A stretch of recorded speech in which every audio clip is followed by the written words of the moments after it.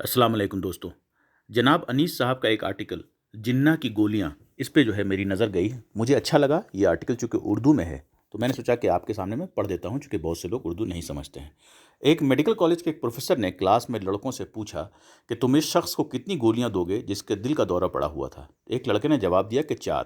پھر 1 منٹ بعد ہی لڑکے نے کہا، سر کیا میں اپنا جواب بدل سکتا ہوں؟ پروفیسر نے اپنی گھڑی دیکھتے ہوئے کہا، ہاں مگر مجھے افسوس ہے کہ تمہارا مریض 40 سیکنڈ پہلے مر چکا ہے. تقسیم کی صورت میں کم و بیش یہی واقعہ مسلمانوں کے ساتھ پیش آیا. تقسیم سے قبل ہندوستان میں مسلمانوں کی آبادی 40% اور غیر مسلم 60% تھی. یہ آبادی قرآنی معیار نصف پر مقابلہ سورہ انفال 66 سے کم نہیں تھی، بلکہ زیادہ ہی تھی. مسلمانوں کے پاس عددی قوت تھی اور اس تناسب پر کوئی بھی قوم مسلمانوں پر غلبہ حاصل نہیں کر سکتی تھی. ہندوستان میں دعوت اللہ کا ایک بڑا میدان موجود تھا. دعوتی رخ پر کام ہوتا تو گزشتہ 75 سالوں میں ہندوستان کی تصویر بدل جاتی. عجب نہیں کہ یہاں کے SC ST کا ایک بڑا حصہ اسلام اختیار کر لیتا اور مسلمان اس ملک میں اکثریت میں آ جاتے. لیکن جناح نے مسلمانوں کو تقسیم کی شکل میں 4 گولیاں دے دیں. اس کی وجہ سے پوری ملت مدہوش ہو گئی. اس کا سائیڈ ایفیکٹ اتنا زیادہ تھا کہ ہندوستان میں مسلمان کی ہوا اکھڑ گئی اور وہ کمزور ہو کر ہندوؤں کے شکنجے میں آ گئے. اس وقت مسلمان بظاہر 2 ٹکڑوں میں تقسیم ہوئے تھے، ہندوستان اور پاکستان، مگر اصل میں وہ 4 ٹکڑوں میں بکھر گئے، ہندوستان، پاکستان، بنگلہ دیش اور کشمیر.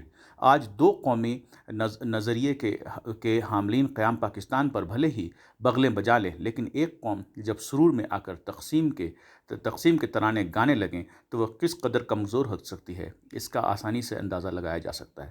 دنیا میں اس سے بڑی حماقت اور کیا ہوگی کہ ایک قوم از خود اپنے آپ کو ٹکڑے ٹکڑے کر لے اور پھر کمزور ہو کر رہ جائے. موجودہ ہندوستان میں آج مسلمان جن حالات سے گزر رہے ہیں اس کی بنیادی وجہ تقسیم اور تقسیم کا یہی بھنور جال ہے جس کے جنجال سے ابھی تک وہ نکل نہیں پائے ہیں. تقسیم کا عمل مسلمانوں نے کیا سو اس کا خمیازہ تنہا وہی بھگت رہے ہیں. اب اس کا مجرم دوسری قوموں میں تلاش کرنے سے کیا حاصل؟ ان کی تو چاندی ہے. اب ہمیں نئے حالات اور نئے عددی تناسب کے لحاظ سے منصوبہ بندی کرنی چاہیے. تقسیم کے بعد ملک میں مسلمانوں کی آبادی 40% سے گھٹ کر 13 پر آ گئی ہے. اب اگر وہ 40% والا پرشور تیور اختیار کرے گا، اور وہ بھی صرف سیاست میں نہ کہ تعمیری کاموں میں، تو ہر محاذ پر ٹھوکر کھائے گا. خواہ مسلم اتحاد کی جڑیں کتنی ہی مضبوط کیوں نہ ہوں، کچھ احباب اقلیتوں کے تمام مسائل کا حل علیحدہ سیاست میں بتا رہے ہیں. یہ وہی مغالطہ ہے جو تقسیم سے قبل مسلمانوں کو لاحق ہو گیا تھا. حقیقت یہ ہے کہ دنیا میں کسی بھی اقلیت کے مسائل کا حل اس کی سیاست میں نہیں بلکہ اس کی سماجی خدمات، سوشل کنٹریبیوشن میں ہوتا ہے. مسلمانوں کا وقار تب بلند ہوگا، انہیں تب عزت ملے گی جب وہ امت وسط اور خیر امت کا کردار ادا کرے گی، جب وہ سوسائٹی کے لیے ایسٹ بنے گا نہ کہ بوجھ، جب وہ ملک میں دینے والا گروہ بنے گا نہ کہ مانگنے والا گروہ. شکریہ.